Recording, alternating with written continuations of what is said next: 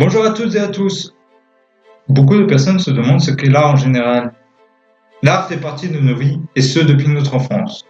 Mais savez-vous vraiment ce qu'est l'art ?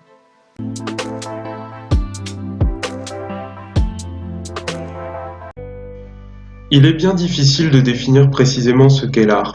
Est-ce que cela rassemble simplement toutes les activités humaines non productives sur le plan de la survie ? Pour Claude Roy, un écrivain, l'art c'est ce qui dans un objet continue à servir quand il ne sert plus à rien.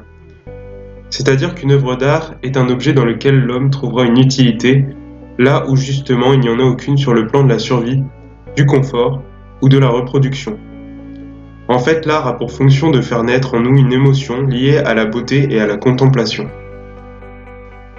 Il ne faut pas percevoir la beauté dans l'art comme quelque chose de joli. Une œuvre d'art n'est pas forcément jolie. Durant l'Antiquité, l'artiste est à la recherche d'harmonie et de perfection. Il se base sur des critères universels tels que l'équilibre, la symétrie, les proportions ou la pureté. Certains artistes se basent même sur des concepts mathématiques tels que le nombre d'or. Le nombre d'or est une proportion mathématique égale à x carré égale x plus 1. Il a inspiré les Grecs et les Égyptiens pour leurs monuments de culte et était considéré comme parfait pour rendre un objet beau à l'œil. Il a par ailleurs été repris par Léonard de Vinci qui s'en est servi pour réaliser la Joconde. Les beaux-arts créés pendant la Renaissance avaient encore pour but la recherche des plaisirs esthétiques en répondant à un idéal de beauté défini comme une forme de vérité. Certaines œuvres pouvaient être considérées comme laides mais conservaient des codes de symétrie et des proportions qui les rendaient tout de même harmonieuses. Néanmoins, dans notre époque contemporaine, l'art ne se fixe plus de limites à l'exploration. L'esthétique n'est plus un critère. Ce que recherchent les artistes contemporains, c'est le sens, sans pour autant tomber dans le nihilisme. Même si l'œuvre n'est plus esthétiquement belle, elle doit tout de même refléter de la beauté de la démarche, la grandeur du message ou la recherche d'un idéal nouveau. L'émotion transmise n'est pas que le plaisir ou la joie, tout comme la vérité, elle peut être triste ou surprenante. Par exemple, au cinéma, un film n'est pas considéré comme bon ou mauvais sur le principe de l'émotion transmise. Un film dramatique peut être très brutal, très triste, et pourtant être considéré comme un très beau film. Le mot art nous vient du grec ancien techné, qui signifie la production ou la fabrication matérielle. Le mot art sous-entend alors la notion de maîtrise technique. En effet, un musicien ou un sculpteur doivent consacrer de nombreuses heures à maîtriser la technique de leur instrument, avant de pouvoir sortir une note ou une statue convenable.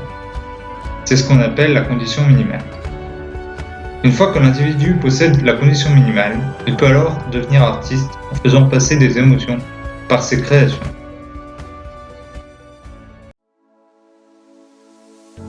Pour Hegel, la spécificité d'une œuvre d'art est le fait de rendre sensible une idée. Il dira que l'art est ce qui révèle à la conscience la vérité sous forme sensible. L'art serait donc la traduction d'une idée spirituelle dans la matière. C'est-à-dire que ce n'est pas une simple reproduction de la nature, l'œuvre est une retranscription d'une pensée. Par ailleurs, Hegel a proposé une classification des arts. Il les a classifiés en fonction de deux critères, l'expressivité et le matérialisme. À l'aide d'une double échelle allant de l'art le moins expressif mais le plus matériel, à l'art le plus expressif mais le moins matériel. Il classifie ainsi les 5 premiers arts. En premier, l'architecture, ensuite la sculpture, la peinture, puis la musique, et enfin la poésie. Cette classification du XIXe siècle était considérée comme trop étroite pour certains auteurs du XXe siècle. Ces derniers souhaitaient ajouter plusieurs disciplines qui, de plus, pour certaines, n'existaient pas du vivant d'Hegel.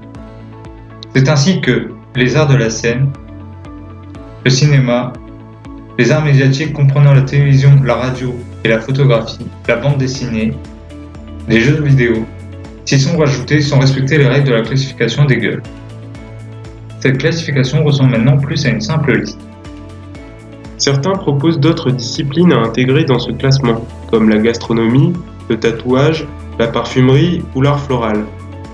Ces domaines ont été proposés de par leur longévité, mais également la maîtrise technique dont certaines stars du domaine font preuve. Si l'on considère que ces disciplines peuvent faire passer des émotions via leur création, alors on ne pourrait pas vous dire ce qui les différencie réellement des 10 arts. Néanmoins, elles n'ont pas encore fait consensus pour devenir des arts. Pour l'instant, sur la chaîne Tour des Arts, nous nous restreindrons aux 10 arts considérés actuellement. Merci d'avoir regardé la vidéo. Nous vous donnons rendez-vous la semaine prochaine pour notre prochaine vidéo où nous traiterons du radeau de la Méduse de Théodore Géricault. D'ici là, bonne semaine à tous, signé Maxime et Gauthier. Vous pouvez laisser un pouce bleu et n'hésitez pas à commenter.